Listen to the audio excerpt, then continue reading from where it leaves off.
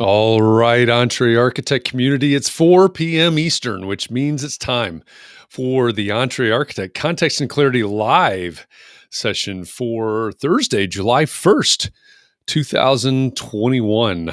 Welcome. Thanks for joining us. July. We made it to July. I think that means we're halfway through the year at this point. Yeah. As you get here, say hi. Let us know that you're here, and let us know where you're joining the conversation from. The great thing is about this Context and Clarity Live and this format that we use is these conversations can spread all around the world, and they do spread all the way around the world on a daily basis. So it's always fun. It's always fun to see where you are, who you are, where you are in the world. So let us know. Say hi when you get here. I see Pam. Hi, Pam. She said the siblings win. Oh, I get it. Christian and Margarita were number 1 and number 2 in today. Maybe we have to send out a pair of crocheted bathtubs for that win today. Pam's joining us from San Diego, Margarita from South Florida, and Christian from Ithaca, New York. Benito, welcome back from Atlanta. Kurt, welcome from Flint, Michigan. Hello from Western New York. I'm going to guess. Let me see. Who's that from Western New York? Well, it's not user. Christian. Yeah, it's not Christian unless he's on 2 platforms. Is that Linda? Why? Okay, so that's interesting. I was about to say that must be a Facebook user, but that says LinkedIn user. I wonder if we've got a LinkedIn issue at the moment. If you are showing up on the screen right now, labeled as Facebook user, you notice that there are others like Pamela Magnus down there. She shows up as Pam with her avatar there on the screen. If you're showing up as Facebook user and you would not want to be Facebook user, but you would rather be your own name and your own picture, then you need to give Facebook permission to talk to Restream. You are inside a private Facebook group because of the privacy policies, which we respect. We don't want to give out your information if you don't want it given out. But if you would rather your name and picture pop up, go to the URL that is on your screen right now, chat.restream.io/FB. And that'll give you the ability to give Facebook permission to let your name and picture and things like that come out. So that's that housekeeping. But thanks for joining us today. We come here every week on Thursday at 4 p.m. Eastern for one reason. Number one, to feature a guest that we have right now in the green room, but also to find clarity around the things that matter most to you, the architect.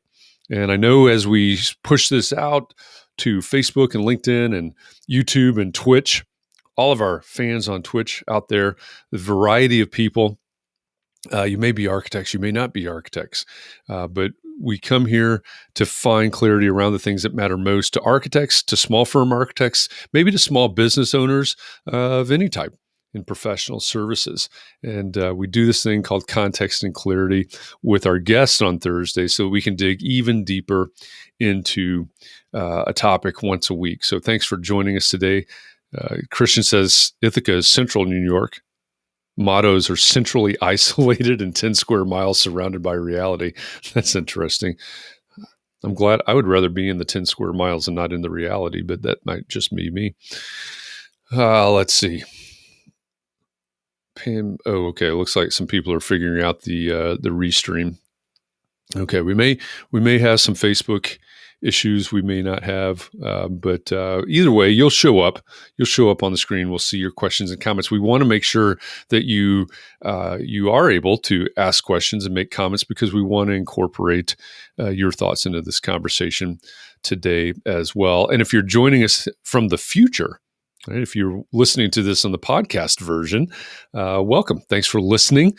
We do this. We take our Thursday conversations with our special guests, and we publish that as a podcast every Monday afternoon at noon Eastern so that you can consume these conversations from wherever you want to do that. So welcome to all of our podcast listeners out there as well. Catherine, what did I forget? Oh, I don't know. But you know what I was thinking was, halfway through the year, I mean, what difference does it make that years just keep coming and go? They're just Mhm. it's like an accomplishment and yet not. We We just marked mark it another and then day we're off the done. calendar. Yeah. Yeah, yeah. But then there'll If be another year. Hopefully, there'll be another year when this is done. well, we're hoping. We're hoping Yeah. for that.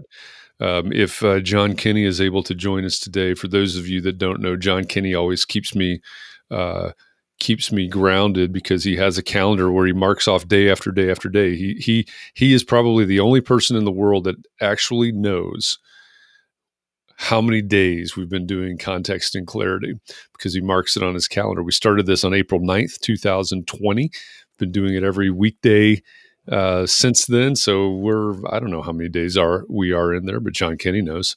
But I he's, I bet Siri knows too. I'm gonna ask Siri. be careful. She may not ever shut up if you wake Siri up. Brian McCartney, we see you out there on LinkedIn. Mark LePage. Hi, Mark from sunny North Carolina. Rain is on your way. Yep. It seems like, at least in the United States, we're either really hot or really rainy at this point. But glad to have all of you with us at this point. So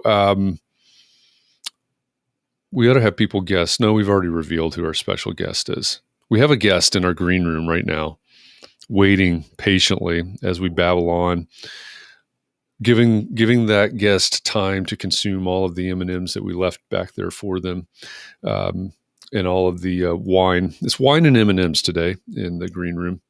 Well, it's a little early for her for wine. I mean, I'm not judging it.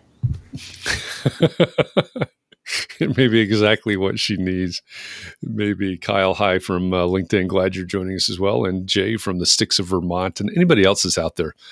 Say hi. Let us know that you're here and let us know where you're joining the conversation from. And welcome to Context and Clarity Live. Let me just say that our guest today is obsessed with architecture, describes herself as an archi nerd, and has a crush on Bjarke Ingels. She's a marketing strategist, a copywriter. She's studied 663 architects' websites and counting. And she's the founder of Architects Wordshop. Nikita Morell, welcome to Context and Clarity Live. Oh, thank you for having me. It's a pleasure to be here. And yes, it's never too early for wine. It's 5:45 a.m. here. So. Well, we hope you enjoy what we left for you back there in the green room. Yes, M&M's always. That's excellent. I don't know why that combination, but hey, that's what's back there today. I introduced you as a copywriter for architects. So maybe we better start there because there's copywriter, there's copywriting, there's copyright. What is a copywriter? Yeah, so let's just start with what a copywriter is not. Okay. Actually, random story, but I remember still telling my parents, I think I'm going to leave this, I was working at an architecture publishing company. I said, I think I'm going to leave this company. I'm going to start my own copywriting business. And they're like, oh, you're going to go back and study law, kind of Indian parents. They were so proud. I'm like, no, not copyright. So it's got nothing to do with copyright law. And it's not design writing. It's not design journalism. So copywriting is, I would say it's an art and science. So it's underpinned by marketing. It's underpinned by psychology. And it's a real skill that you have to build up over time. So I'm not a wordsmith. Like I don't sit down and I don't just poetically start to write. Copywriting really is a craft. A lot of it is assembling sentences and words in the way, I guess the biggest goal is, every word has to be written in a way for your reader to take some sort of an action. So whether that be to pick up a phone, to read a blog, whatever the action may be, every single word matters, and it's, to take some sort of an action. So that's what copywriting is. So don't think of it as, the design journalists that write for all these architecture media publications. It's not that. It's writing to, have some sort of an emotional response. So where do you apply copywriting? Are there different? Is it restricted to certain places, or where do you apply your skill? Sure. So I think copywriting is everything. I see it as places where you do, as I said, want to get someone to take action. So that's not just your website. It's not just, proposals and award submissions, but it's everything from even your emails that you write back to clients and the way you reply. That's copywriting. The newsletters you send out, even, the tiny bio on your Instagram account or your LinkedIn profile. It's all copywriting, because you do want people to read it and take some sort of an action. And it doesn't have to be a huge action. It could just be like, bookmark my LinkedIn profile to connect with me later or something. But it's always kind of driving towards that action orientation. Yeah, and those are all good examples. And we didn't talk about this earlier in the backstage before we got started, but what we do every week is we take the conversation that we're going to have on Thursday, where we are now, and we design a whole week of topics for what are the context and clarity conversations, as well as the Clubhouse coffee talks, is what we call them, Clubhouse in the mornings.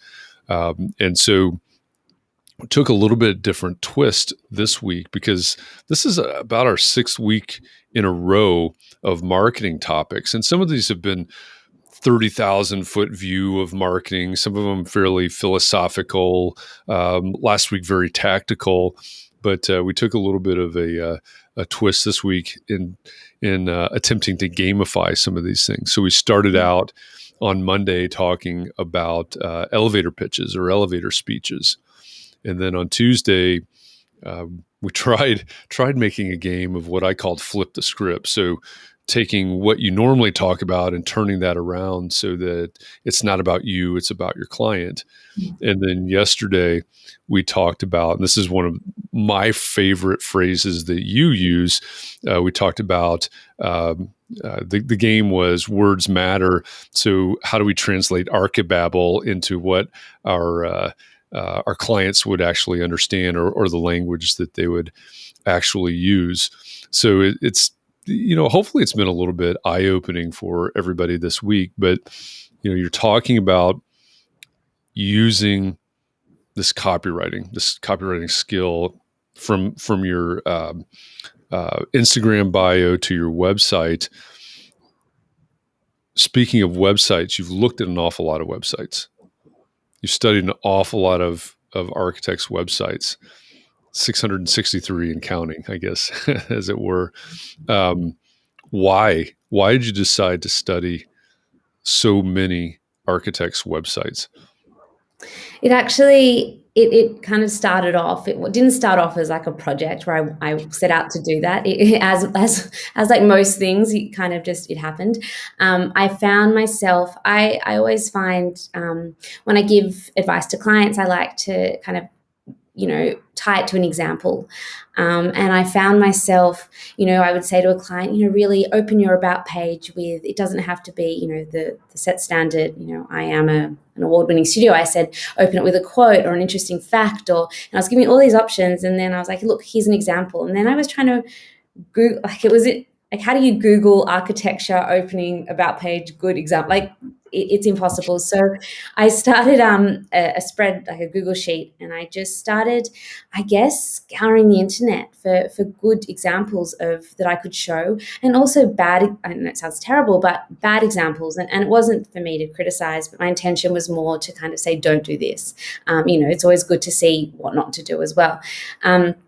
So it just started from there. So I guess to get to 663 websites, I went on to a lot of like awards, architecture awards that exist out there. And I would go through and get like almost, kind of scour and get all those websites and put them in the list. And then I would go through, Design and Arch Daily and see all the ones that were emerging and upcoming and put them. And then just a lot of Googling, like architects in San Francisco, or like just picking random cities and hoping that I would stumble upon, good websites. But it took months and months and hours, as you can imagine.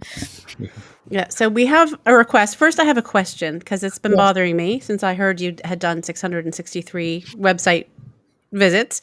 Why did you stop with that number? Did you not go to 675? Or, of course, I understand why you wouldn't want to go to 666 or maybe 665. It just seems really like, did you just get tired of it but you decided to count them all up? Yeah, How did that happen? I don't even know. Like, it was just more like I just got to I think it was more like I need to do something with this now. And I was part of like a copywriting kind of think tank at the time. And they all said, you need to turn this into something like, something that can help more architects, not just the clients that you're working with. So maybe it was, look, I just put 663. I mean, right now it's probably a lot more, but yeah, kind of just that was the number. And that's, I think, probably the point I started, just really, I guess, making these short videos and almost, I mean, not all of them I've, completely ranked and documented and stuff. And the way I studied them and analyzed them was different, but it was almost like in little buckets. So I would go and get onto a website and I would say, okay, do they have a tagline? Are they, what's their about page like? Do they have headshots on their bio? So it was just like little questions in my mind. I wish now the future, the present me wishes that the past me was a bit more diligent in, but sometimes it was late at night and I just didn't have a system to capture all this information, which I wish, I've got some of it down, but not all of it. But yeah, then I started creating buckets. So, okay, these are really good about pages. These are really good or bad. Project descriptions, and that's kind of how that video series, that 30-day fix, kind of came into play, because I just kind of I would like to say, I don't like the word tear down, but it was just more like just going through these sites and saying where they could be improved or ones that have done it well. So go ahead, Katharine. I was going to say, this question is wanting you to rank the website starting with the 663rd one. My impression wasn't that you were actually ranking them. You were just taking information from different. It wasn't like a top 500 situation. Yeah. And to be honest, look, I'll be really honest. I think sometimes when people say ranking and measuring, like, obviously I'm a copywriter, so words are my jam.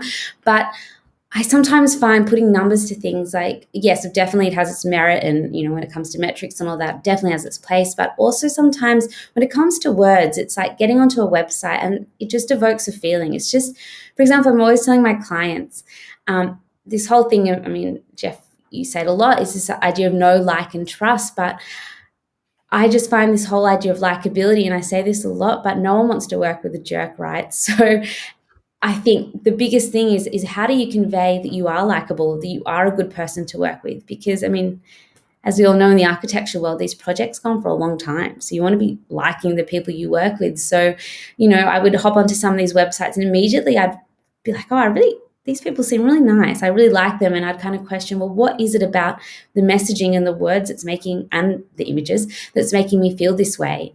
So I know it sounds a bit woo and that, but sometimes it is just a gut feeling of, I like these guys. So yeah, that intuition, I guess.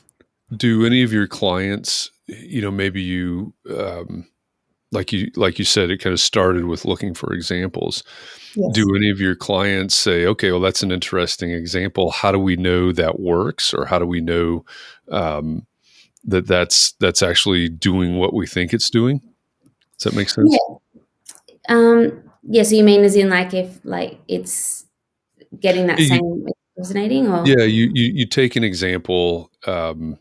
Hey, client, here's your website. Here's an example of something different you could do. Okay, well, that's great, but how do I know that's actually going to work? Do you ever get questions like that? Yeah, and definitely, I think the thing is with the way the industry is, as I said, it's a slow, long, complex process. So you don't know exactly what's working all the time. But definitely what I do is, with my clients, I go back, just say I give them I rewrite their website copy. I usually go back and have a calendar reminder in a year's time or even 18 months' time to say, hey, what feedback have you got? Any, a lot of people don't give direct feedback, but is there, getting more the right types of clients through the door? So that's a good way, I guess, to see if your copy is working. Again, it's very hard to pinpoint and just say it's just the copy. It could be that you've put up a really great new project, but Sure. sometimes, yeah. I mean, it's a very, very hard thing to measure. And that's maybe why a lot of people kind of put it on the back burner. But again, I guess that feeling of trust and credibility, it's a hard thing to measure. But if you get it right, like by putting testimonials on your website, that can build trust in which, people are more likely to pick up the phone. But yeah, it's a hard thing to measure. Yeah, hopefully I've answered your question. Well, yeah, no, you have, and we talked about this on Clubhouse a little bit this morning as well. I think from my point of view, and I've not studied 663 architects' websites, but I do have a pretty good feeling that many architects have websites that are not necessarily oriented at a goal of, getting more clicks, right? Getting more people to the contact us form, or frankly, I think there's a lot of architects' websites out there that don't have a defined goal, but I wasn't planning on saying it that way. Yeah.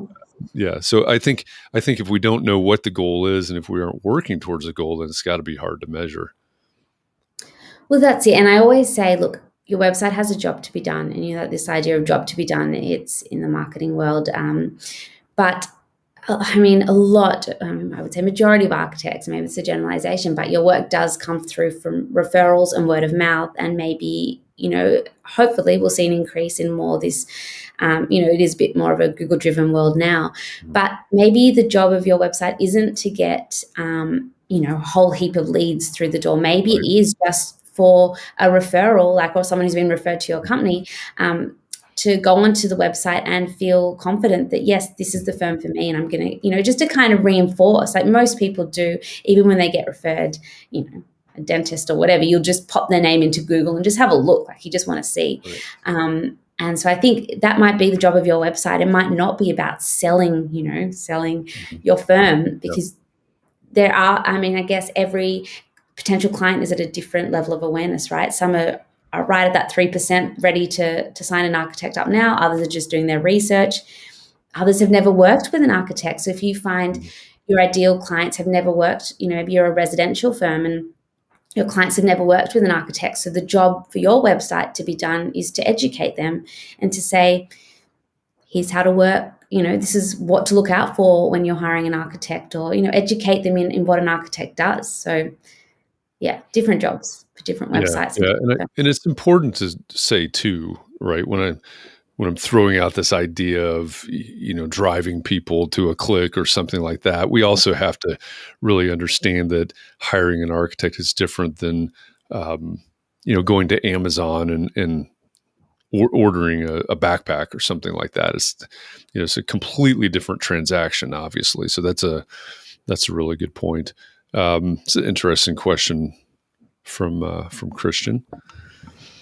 Yeah. So I was talking about this at Clubhouse this morning because I noticed it says, while you didn't mean to offend anyone, I suspect some people might be upset. Did you get legal advice before posting the videos, et cetera? And I did notice that you offered to give them reduced cost work or free work if they were upset and needed some help.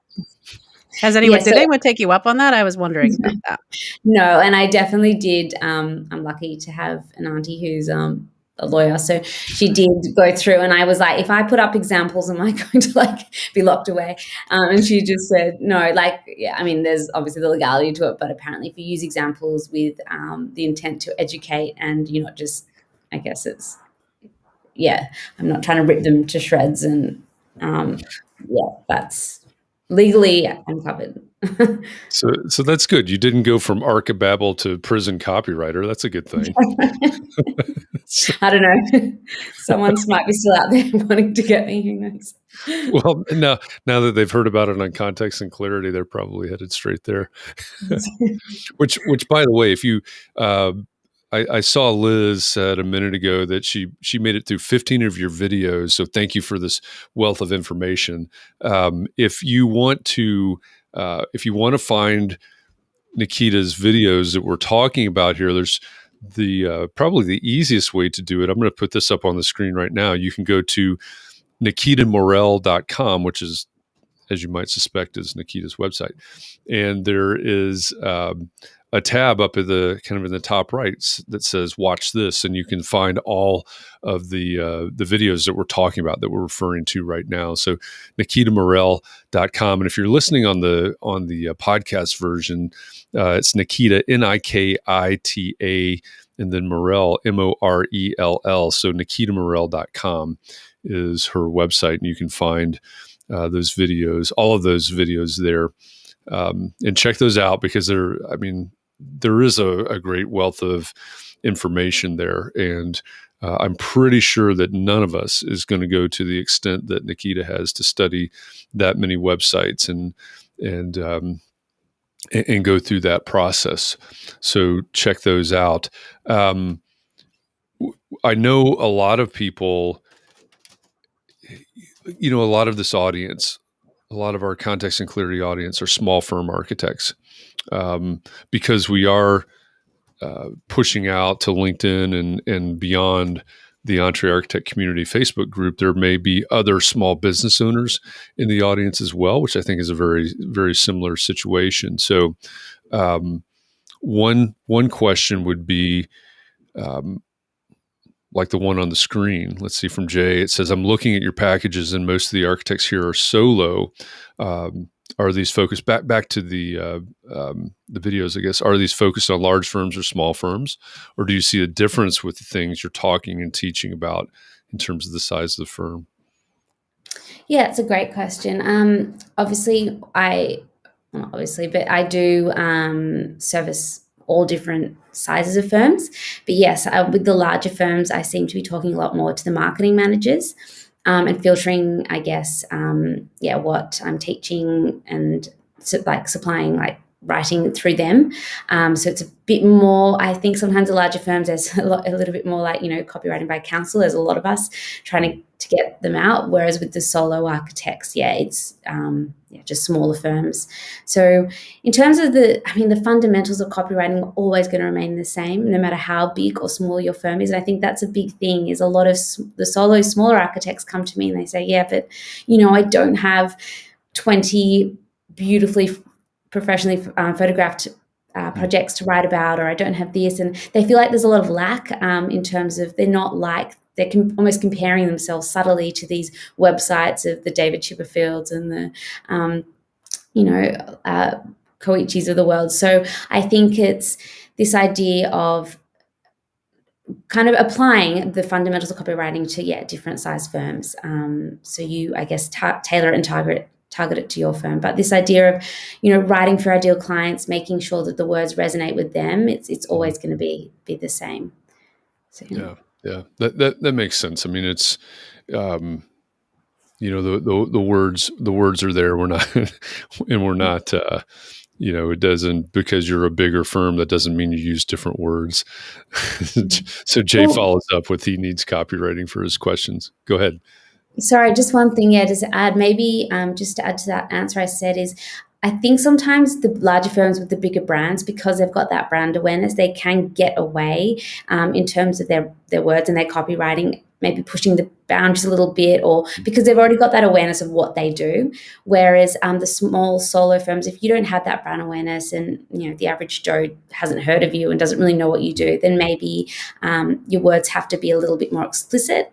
This idea of, we help families live in houses for longer, or whatever it is, like that idea of that value proposition might need to be a little bit more direct. Whereas with these bigger firms, they can maybe, and I speak generally, but can maybe be a bit more poetic and that, because they've gone through that stage of awareness, and they're kind of at the other end. So if you're a small firm, maybe you're a startup, or maybe you're a solo practitioner, how do you, because in that situation, and again, this could be a solo practitioner accountant for that matter, but you're juggling a lot of things, right? You're wearing a lot of hats. You've got to do your invoicing. You've got to do all of this.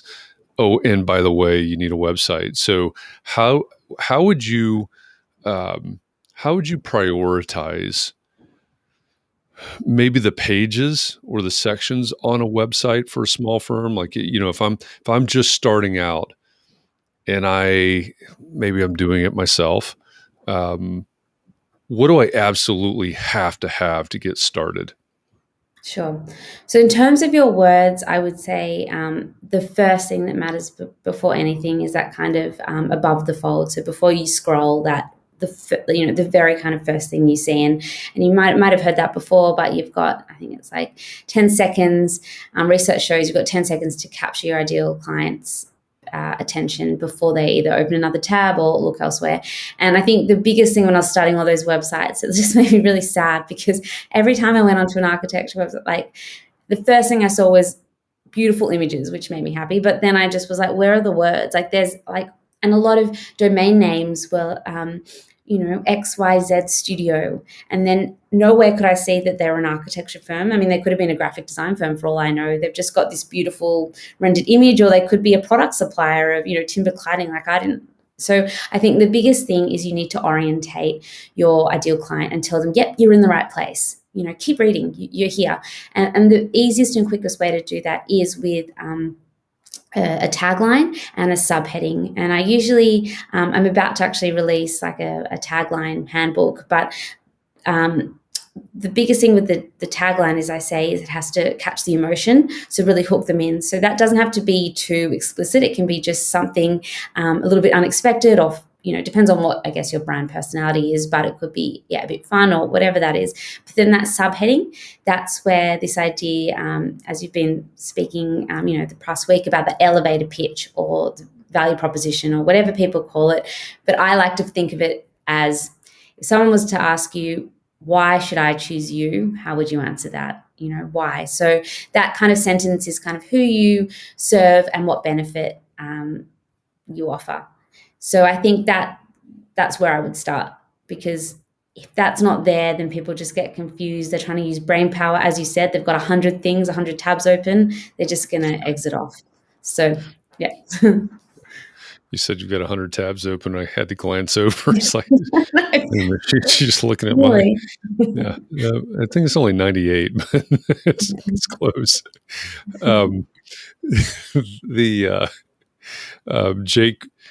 Jake has a good question there. I think it's sort of an extension of what or maybe a good follow up to what we were just talking about, right? If you're just getting started, because a lot of small firms, a lot of just getting started are in this boat is, what if you don't have a lot of photographs? What if you don't have, again, back to that, comparing the big firms, the large firms to the small firms, got limited resources, and that can include project photographs, et cetera. So are there examples of what somebody can do if they don't have some of those materials? Yeah, definitely. So, I mean, the first thing is I always direct people to John Elway's website, because he's an Australian architect, and I just think the way he has one project, it's a one-page website, but the way he's told the story is just brilliant. So I whenever someone says, but I don't have that many projects, the first thing I say is go check out this website and see how someone's done it.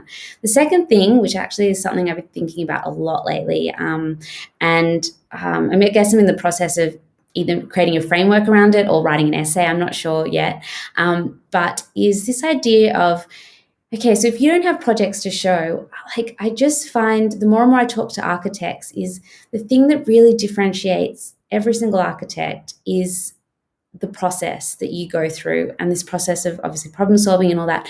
But I feel like, and I could be wrong, and that's why I'm putting a disclaimer, I am exploring this right now, but I feel that the way the process architects go through, the design process, a lot of them take it for granted. And I did put up a post on LinkedIn the other day, saying that it is second nature to you. You think, well, yeah, that's just how I do it. That's just how phase 1, phase 2, pre-design. This is how I go through a project. But there's so many subtleties in the way you do something that you probably take for granted and objectively not seeing it. So my thing, to answer your question, is to communicate the way and the how you do things. So why do you do it? Why do you do this in this order and not that in that order? And how do you communicate that? And, for example, so many architects say, we put a lot of effort into the brainstorming phase and look at ideas and concepts. How? Communicate your how and that design thinking. Like when you say design thinking, what do you mean? Be a little bit more, I guess, grounded with your words and the way you communicate. And it doesn't have to be words. It could be a video, it could be an illustration or a flow chart. But if you don't have the projects to show, and I come across a lot of architects that say, well, I've just been working at a huge firm and now I've gone off on my own and I'm not, for confidentiality reasons or whatever the reason might be, is I can't use any of that work because it's not actually mine. I just headed up the project. So what do I do? And that's one way to do it, is to really put that emphasis on your process. Another thing is, I think it was Seth Godin in one of his interviews. It could have even been the context I'm carrying on, but he said, create fictional projects for yourself. Create competitions or put work that you just got in your mind and put it up there. That it doesn't have to be real. If you can tell a good story, and again, showcase your thinking behind it, that's a great way to build trust. So yeah, sorry, that was a long answer, but something I'm actually quite passionate about exploring as well. No, I think that's great. A great answer because, sorry to cut you off, Katharine. I was just saying it was a great bunch of information and advice. So thank you. Yeah. And I think it applies to an awful lot of people in this audience, probably most people starting out, or even, if you're trying to maybe pivot a little bit, that probably applies as well. So you mentioned John Elway, gelway.com. Does that sound right? Yes, that's one. For URL. Okay. So we're going to post that here on the, I'm going to grab the URL and we'll post it in the, on the screen here in just a minute. So if you're listening to the podcast version, Nikita was referring to John Elway, Ellway. He's an architect in Australia, and his URL is gelway, GELLway.com. And I was just scrolling through it a bit, and he has one project on the site, but you scroll and you scroll and you scroll, and he walks you through a great story on that. So check that out as an example of what you can do when you don't have 24. I think that was Jake's question. You don't have 24 professionally photographed projects. Well, here's a fantastic site, and there's one project. It's a great example. Go ahead. In relation to the last, what you were talking about, describing our process, Jay says, my process can be lengthy. How much should I include on my website? I guess we could all go on about that for a while. What kind of details should we go into? Yeah, so I think I would see it almost like a movie trailer, right? You just want to give the teaser and say, this is kind of how it works. And then again, thinking of that, what I said right in the beginning of this chat is this idea of, drive them to the action. So click here to find out more about our process, or, let's chat more. So this idea of I would definitely, especially on your website, think about your ideal client. They're busy, they're skim reading, 100 tabs open. So you just got to keep it succinct. And that's why I suggest a lot of the time, your architects, your visual creatures. So play to your strengths. Maybe it isn't just slabs of text, but it is, it could just be a sketch of this is how we work. This is how we do things. And one thing I'll add to that is, so keep it short. It doesn't have to be this step by step. No one's going to read that. They might if they're really on that 3% considering hiring you, but majority of people are just going to go, okay, they've got a process. But if you want them to really engage with it, make it engaging. And what I'll add to that is, underneath that process that you've written, put a testimonial. So put someone that's worked with you along. It doesn't have to be, again, a big project. A lot of people say, but I don't have, especially solo architects or small architects, I don't have, 100 people I can ask for testimonials. That's fine. I think preference is ideally you'd want to interview or have testimonials from past clients because they have gone through that whole process. But if you can't get a hold of that, then have a testimonial from, a peer, a colleague, an industry expert, a contractor, anyone that's worked with you and gone through a small or long process. Again, I've got a handbook that's coming out about how to write testimonials and the best way to ask for them in a non-awkward way. Again, testimonials, it's copywriting. They're copywritten. You do want them to sound raw so that they're not edited and they sound salesy. But get someone to say, I really enjoyed the process. I felt confident to make decisions, whatever it is. But then you've said, here's my process and here's some social proof that it works. Yeah. When's that coming out exactly? So we can be Well, waiting for it. yes, I'm actually about to launch a course called the Site Smart. So 12-week Get It Done website accelerator. So it's all going to be part of that. So it's pretty much just helping architects just get their website copy done in 12 weeks. So Nice. August is when it will be out.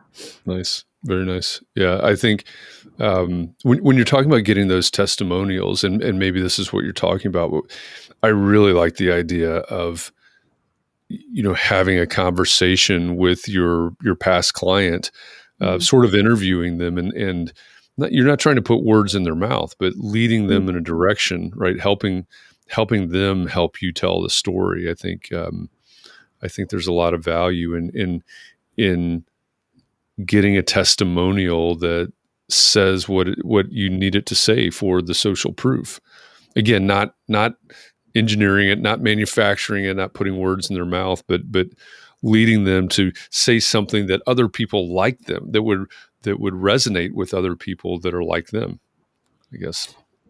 Yeah, and with testimonials, I always say, if possible, to always get a headshot of the person, because as people, like human nature, it's intuitive. We like to see faces, and then we kind of look at a testimonial and go, "Oh, I know it sounds terrible, but oh, hey, look, they seem like me," And that, I guess, that's that mirroring in from a psychological perspective. That mirroring and thinking, well, if they've had a good experience, I'm sure I will. Yeah, and look, I cringe every time I see a testimonial that was like, Nikita was amazing, or you just think. It can't, like, I think it goes deeper, and Jeff, I've had this conversation before. That's why it is copywriting, because, for example, when you ask for a testimonial, I have like a set of questions I ask, and is that before and after transformation? So it's kind of saying like, what were you struggling with before, or what made you reach out, and did you know you even wanted to work with an architect, and how's your life now? What's your family doing, or your partner and you, how's your relationship, or if it's a commercial project, how are your workers, is that the productivity increased? So it's just that, I guess, that before and after, and how you helped them in that journey. Yeah. I want to take half a step back too, because you mentioned a couple of minutes ago, you mentioned that the idea of a movie trailer in relation to the process. I think that is such a good example. It's such a good analogy, because, if, number one, your clients don't really care what your whole process is. I hate to offend you, but they don't really care what your whole process is. And if a movie trailer included the entire plot of the movie, what would be the point, right? Why would you go see that movie? Would you even sit through the entire trailer? And no, because then it's a movie. So I love that. I love that analogy. Give the movie trailer version of your process. That's a good one. When we're thinking about, again, the small firm, how do you do this? How do you prioritize this? Understanding that a lot of small firms and startups are probably going to be doing some of this work themselves. Is there a natural breaking point where you say, you know what, you can handle this much on your own, but then you might want to start talking to a professional? Is there a line in the sand where that comes up, or how do they judge that? How do they prioritize that? Yeah, look, I think deep down, everyone kind of knows when their words aren't spot on and fitting with their practice. I mean, you know, right? But I think a bit more of a concrete answer is that if you find yourself getting inquiries, for example, from the wrong types of clients, or you just find yourself getting a bit frustrated because you keep getting on the phone and people pick your brain and then they go off to someone else, or I guess you feel that there is some friction somewhere in the process and you're just not getting the right types of projects and clients through the door, I think that's when you should take a step back and go, maybe my copy isn't working as hard as it could be for me, and maybe it is just a small, and in the scheme of things, I mean, it's a small thing to tweak. I mean, it's small, but it can make a large, I guess, it's a domino effect. It can have a big impact on your firm, just those words. And if they're working well with the visuals, I think, they can really filter out some of those bad clients and get some of the good ones in. And as I've said before, you don't need, if you're a small architecture firm, you don't need hundreds and thousands of clients. I mean, you only really need a handful of really great ones. So how do you get those ones in the door, and get them to choose you? Yeah, that's a great question.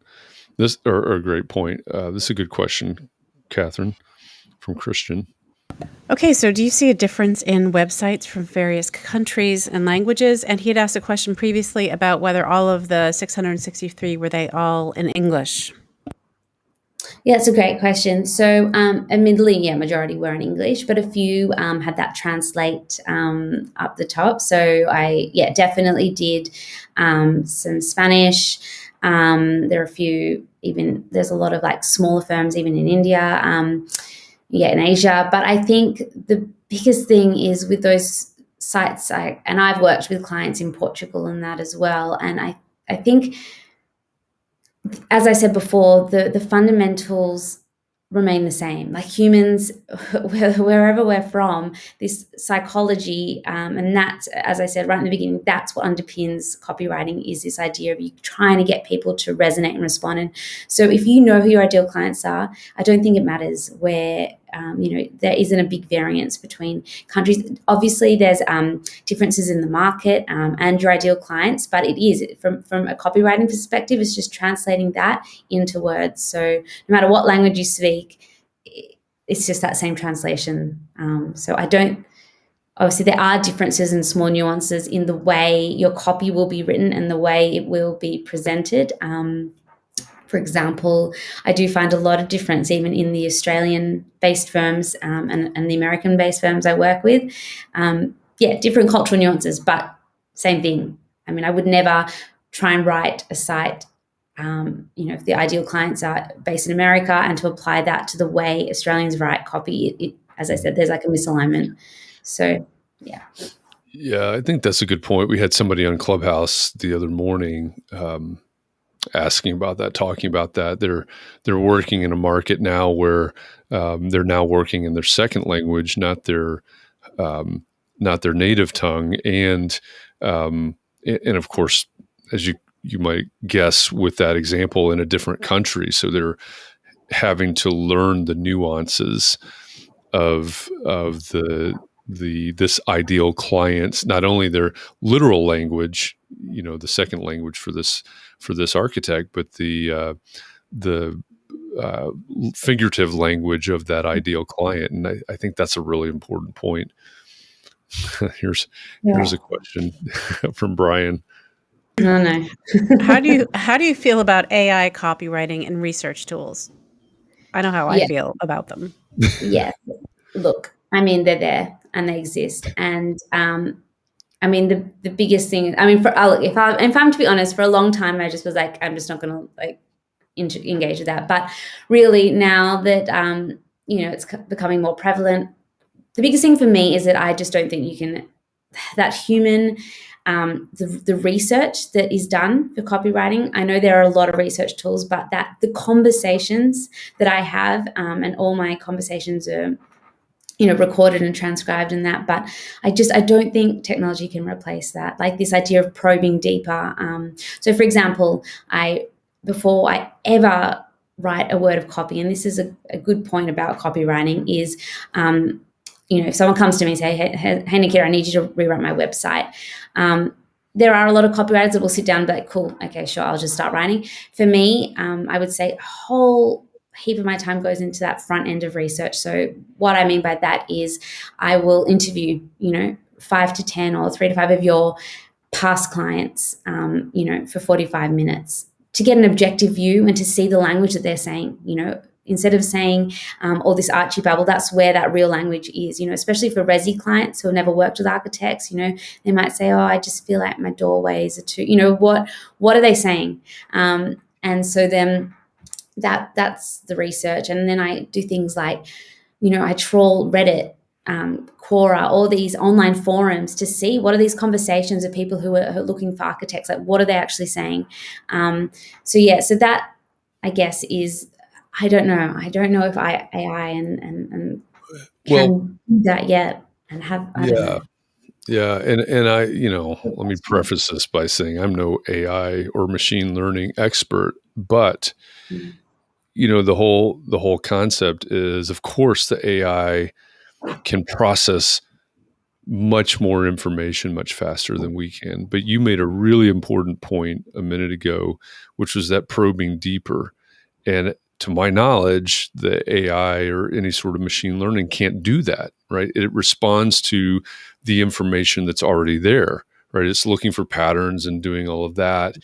And, when you're talking about probing deeper, and we're trying to probe down into the emotion, right? The emotional drivers of why is this a need? Why is this a pain? Why is this a problem? And get down as close to the emotion as we can using the 5 whys or whatever technique that you want to use to get there. And to my understanding, my knowledge, I don't think the AI or the machine learning can do that.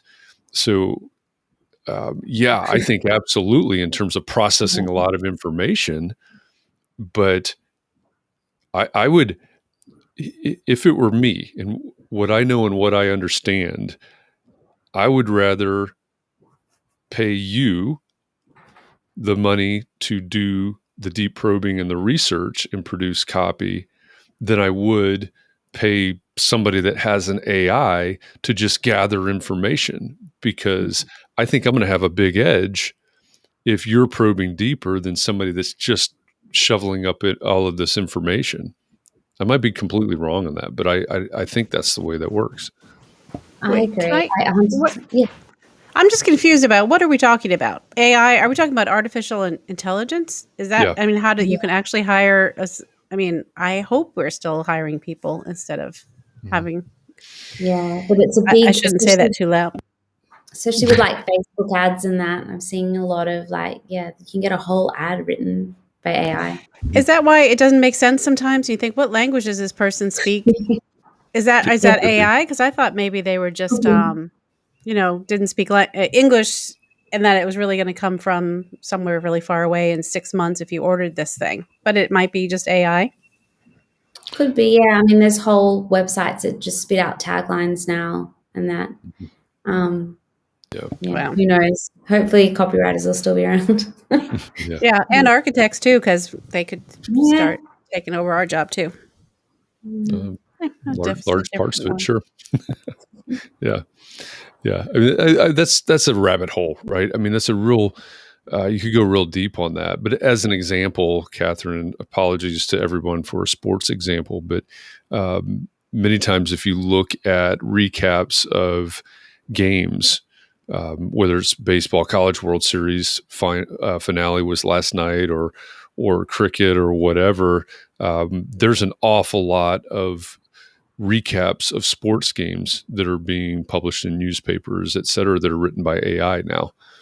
There's a lot more games, but there's also been a lot of sports journalists that have been displaced by that AI. But again, that's information that the AI has gathered. It's not research that it has done. So anyway. Well, who tells it what to write? I guess that's a totally different conversation. We can go on with more questions for Nikita. Yeah, Jay says, I don't think AI is going to replace good architecture. Yeah, I think there's certain things that will be and certain things that can't be. How's that for a really generic answer to that?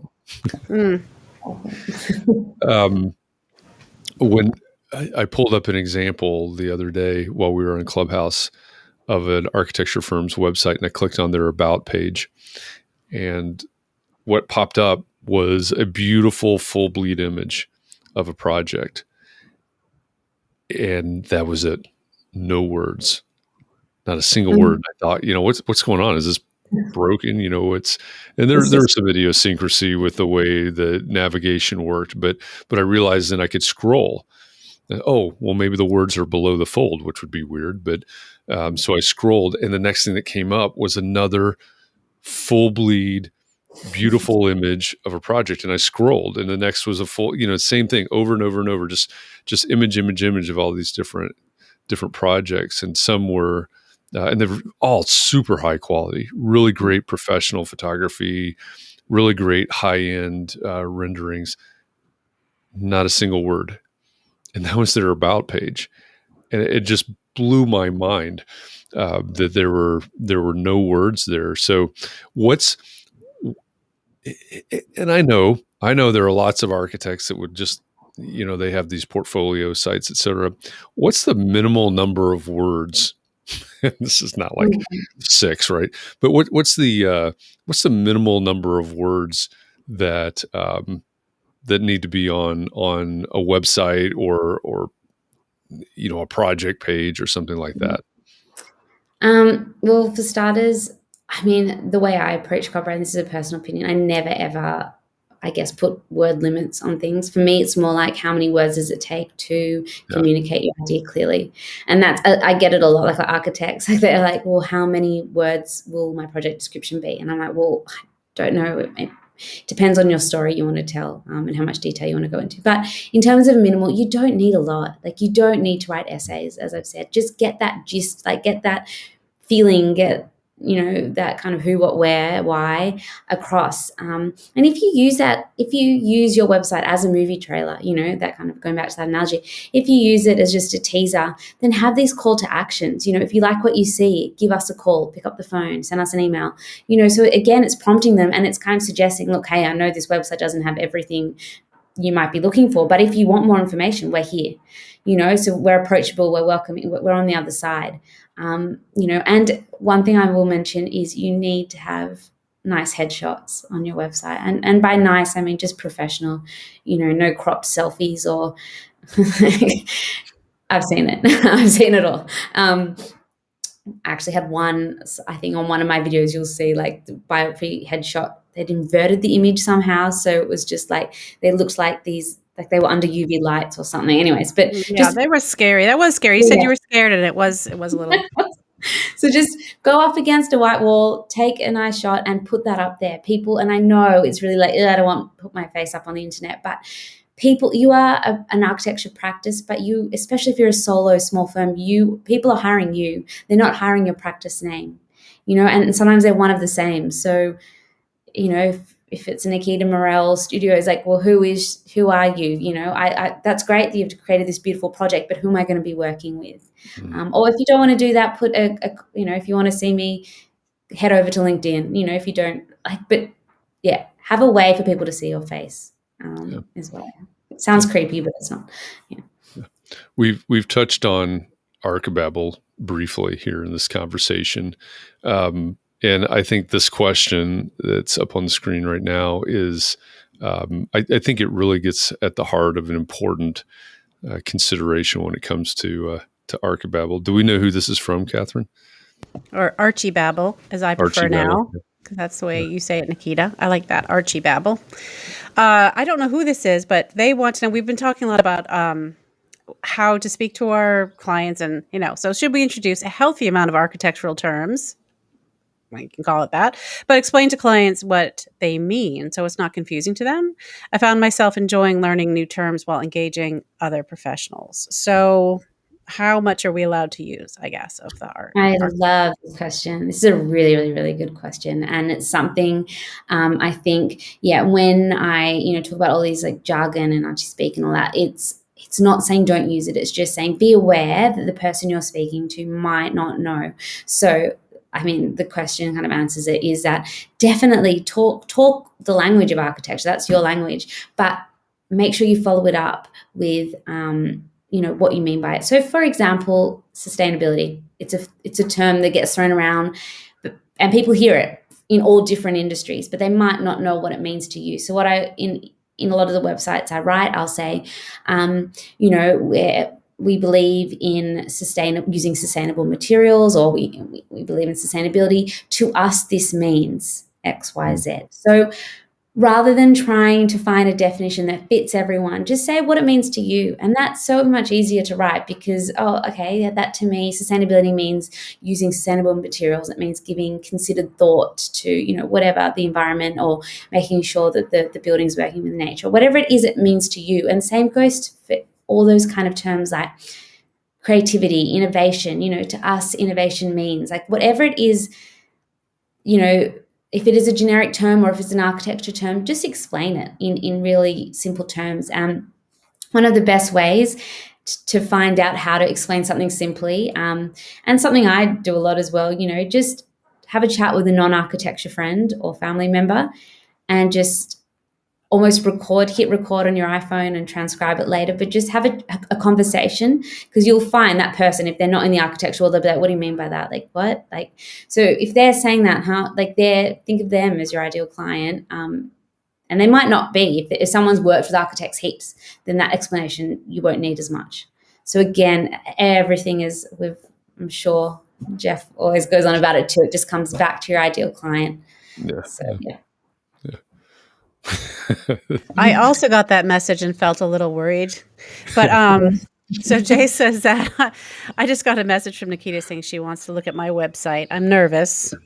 So I think that wasn't, I didn't take it personally after I realized, you said that to everybody, I think. So I do. But I just, look, I do, again, love, as you know, looking at different architecture websites, and it is hard to keep Googling and coming up with new ones. So I'm always interested. And it's not that I want to critique it. It's just I'm interested, architects see sites from all around the world as well. So it comes from a place of interest, not I want to tear it down. So criticism. Yeah. I think that's a great segue maybe to a question that would be probably a good way to wrap this conversation up, because I'm pretty sure, for all the people that have been here with us live in this conversation, that are going to listen to the podcast version of this in the future, and of course, we'll find this video on Facebook or LinkedIn or YouTube or Twitch or wherever in the future. They're all going to watch this. They're going to listen to this conversation, and then they're going to go and look at their website. Right. I think that's the natural reaction to this conversation right now. So what's the thing? What's the one thing that anybody that is either here now or will encounter this conversation, what's the one thing that they need to do because they're about to open up their website and take a look at it? What do they need to do when they get there? As I said before, just put some words on your homepage. Above the fold, I want to see words. And it doesn't have to be on top of your beautiful project image. It can be slightly above or just below, but just above the fold, orientate your ideal clients. If your goal is to get more of those right clients and to filter out some of the bad ones, then that is what you need to be doing. That's great advice. And you said earlier that you've got about 10 seconds. I've been using the figure 8 seconds, and someone looked it up the other day while we were on Context and Clarity, and I think it was like 5.9 seconds. Like from Google.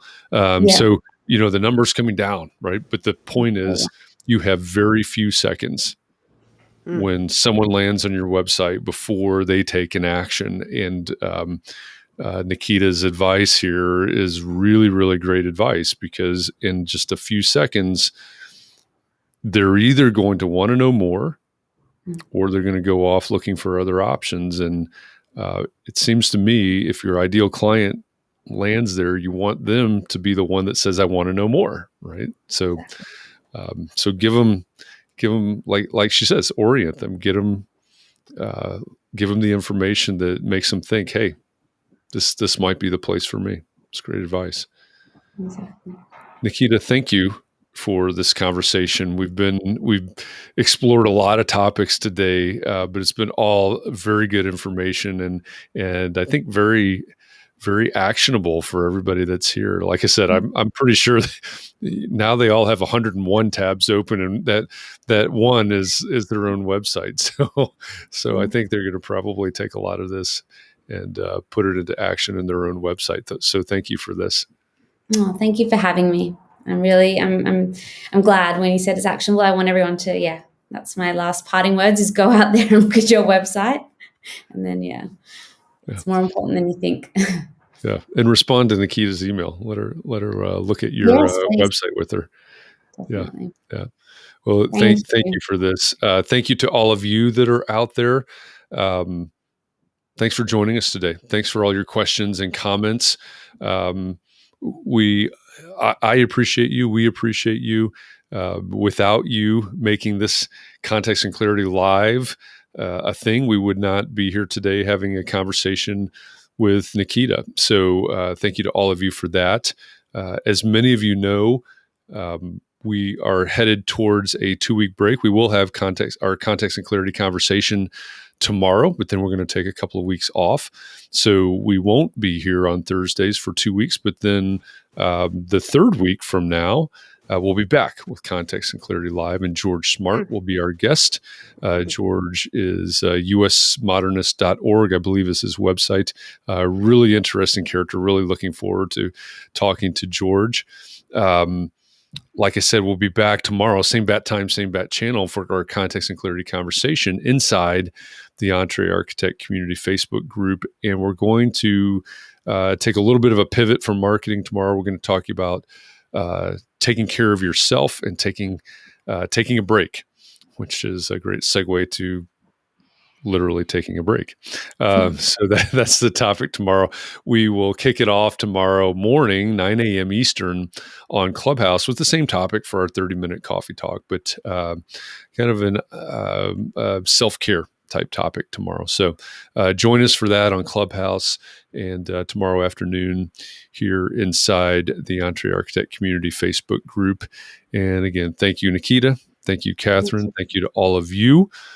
We appreciate all of you. Take a little bit of time this evening to breathe, find a little bit of rejuvenation, and come back. So we're going to do it again one more time before our break, and then we're going to come back raring to go 2 weeks after that. So see you again sometime soon, everybody. Thanks.